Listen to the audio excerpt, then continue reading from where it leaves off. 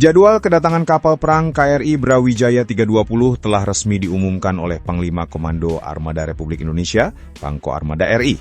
Kapal tersebut dijadwalkan akan tiba di pangkalan militer pada tanggal 10 September 2025. Para pencinta kapal perang, para penggemar mesin baja yang gagah perkasa di tengah samudra.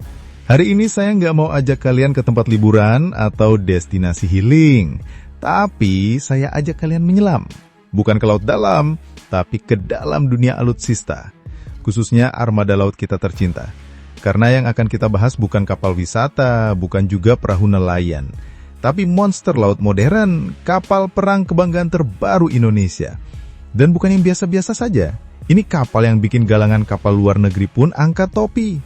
Inilah dia, KRI Brawijaya 320, kapal perang terpanjang, tercanggih, dan ya, mohon maaf, paling ganteng di jajaran TNI AL saat ini. Kapal ini bukan buatan lokal, bukan juga hasil gotong royong RT RW, tapi dirakit dengan penuh ketelitian dan teknologi tinggi di galangan Fincantieri Italia. Jadi kalau ada yang masih nyangka kapal perang kita bentuknya kayak kapal film bajak laut, saya sarankan move on, Bung, karena ini sudah era digital, Bung. Negosiasinya, wah ini bukan kayak beli kapal bekas di marketplace ya.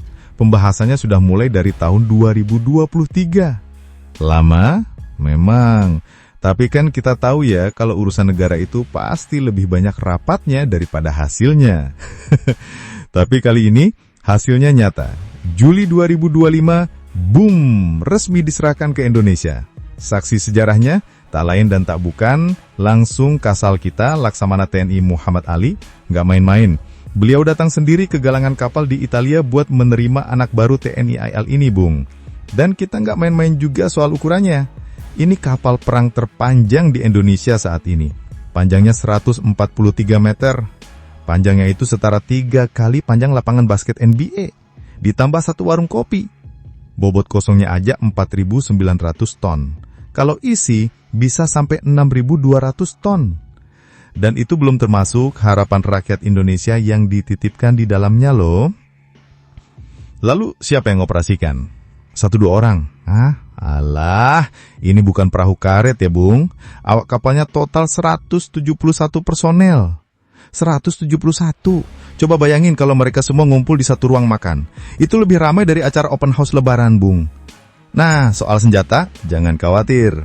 KRI Brawijaya ini dilengkapi dengan sistem pertahanan udara dan anti permukaan, alias kalau ada yang berani coba-coba ganggu dari atas atau dari laut, siap-siap ditangkis. Nah, menurut Fincantieri, sistem tempur dan konfigurasinya sudah sesuai dengan standar angkatan laut modern. Ini bukan kaleng-kaleng, ini bukan kapal yang kalau jalan bunyinya klotak-klotak. Ini kapal yang kalau lewat, bahkan ikan-ikan pun bisa jadi ikut baris. Serah terimanya resmi, pengukuhan komandannya juga resmi. Yang dikukuhkan sebagai kapten perdana kapal ini adalah Kolonel Laut P. John David Nalasakti Sondak. Gila ya, nama beliau kayak karakter utama film perang. Terus setelah serah terima, gimana kabarnya? Apakah langsung dibawa muter-muter keliling Eropa kayak turis? Wah, nggak sempat. Karena tanggal 29 Juli 2025, kapal ini langsung cabut dari Italia. Langsung berlayar menuju Indonesia. 1 bulan perjalanan. Itu loh, perjalanan yang lebih panjang daripada skripsi anak semester akhir. Dan sebagai bukti keseriusan misi ini, sebelum berangkat, Komandan KRI Brawijaya menyampaikan laporan langsung secara daring dari ruang PIT, bukan pit stop Formula One ya, tapi Pusat Informasi Tempur. Beliau pastikan semua siap, teknis oke, moral oke, perut kenyang, semangat penuh. Bahkan asisten operasi Kasal pun sempat kasih apresiasi khusus ke awak kapal. Ya wajar aja. Ini kapal baru, seperti mobil baru, jangan sampai bodinya lecek duluan. Dan terakhir nih, info yang paling ditunggu-tunggu. Kapan kapal ini tiba di tanah air? Nah, setelah pelayaran penuh doa dan GPS dari Italia, Pangkormada RI Laksamana Madya TNI Denny Henrata mengumumin bahwa kapal ini akan sandar dengan gagah perkasa di Pangkalan Kormada 2 Surabaya pada tanggal 10 September 2025. Dicatat ya, 10. Bukan 9, bukan 11. Dan tentu saja, kedatangan KRI Brawijaya 320 ini bukan cuma soal upacara penyambutan dan potong pita. Ini juga sinyal kuat bahwa Indonesia serius soal pertahanan laut. Bayangin aja, Wilayah laut kita itu luasnya lebih dari 17.000 pulau, tapi dulu kapal perangnya bisa dihitung jari. Sekarang, dengan kedatangan monster laut ini, ibarat nambah jenderal di barisan perang.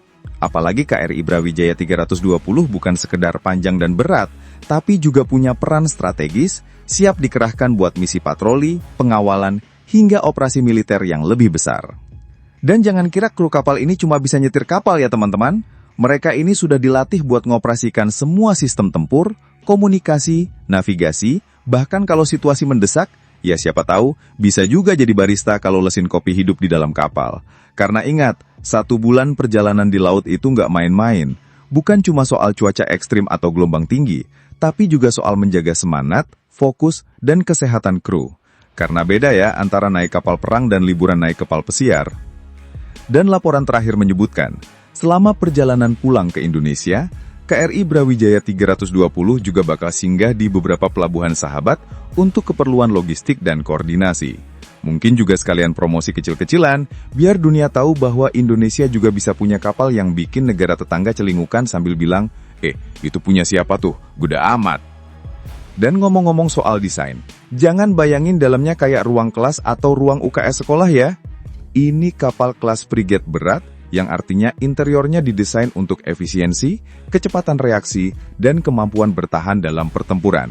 Mulai dari ruang PIT, Pusat Informasi Tempur, yang canggih macam ruang kendali kapal luar angkasa, hingga kamar awak yang cukup nyaman buat hidup selama berminggu-minggu tanpa nyentuh daratan. Dan kabarnya, mereka juga punya dapur kapal yang bisa masak rendang di tengah Laut Merah, kalau stok bumbu aman ya. Fitur persenjataannya pun bukan main-main. Sistem radar dan sensor tempurnya bisa mendeteksi ancaman dari puluhan kilometer jauhnya. Dan kalau perlu, bisa langsung merespons tanpa harus minta izin ke grup WhatsApp dulu. Sistem senjatanya pun komplit. Ada rudal anti udara buat usir yang terbang-terbang nggak sopan, meriam otomatis buat target permukaan, dan sistem pertahanan jarak dekat alias CIWS yang kerjaannya mirip penjaga kos-kosan. Kalau ada yang mendekat tanpa izin, langsung ditegur, parkir peluru. Dan yang menarik, seluruh sistem ini dioperasikan dan dijaga oleh para personil pilihan yang sudah diseleksi ketat. Kita bicara tentang prajurit yang bukan cuma bisa baris-baris, tapi juga paham cara kerja sistem digital, protokol internasional, dan bisa nahan lapar waktu jaga malam di tengah Laut Andaman. Dan sementara itu di dalam negeri, seluruh mata sedang tertuju ke Surabaya, pangkalan Koarmada 2 yang akan menjadi rumah pertama bagi kapal ini. Bisa dibayangkan, tanggal 10 September nanti akan jadi momen bersejarah. Akan ada upacara penyambutan, mungkin iring-iringan kehormatan, dan kalau saya boleh nebak, pasti ada nasi tumpeng juga. Tapi di balik semua itu, kedatangan KRI Brawijaya 320 adalah simbol penting bahwa kita nggak cuma jago kandang, tapi mulai menunjukkan taring kita di lautan regional. Dan ngomong-ngomong, tahu nggak kenapa namanya Brawijaya? Ini bukan cuma asal comot nama dari buku sejarah. Nama Brawijaya adalah bentuk penghormatan terhadap Raja-Raja Majapahit, kerajaan maritim terbesar di Nusantara pada masanya. Jadi, ada filosofi mendalam di sini. Kapal ini bukan hanya kapal perang, tapi perwujudan semangat maritim bangsa kita dari zaman nenek moyang sampai hari ini. Thanks banget buat yang udah nonton sampai habis. Kalau suka, ya di-like aja. Kalau merasa cocok, langsung subscribe. Dan kalau jempol udah gatal pengen ngetik, antem aja tuh kolom komentar. Mau debat? Boleh. Mau bercanda? Gas. Yang penting sopan.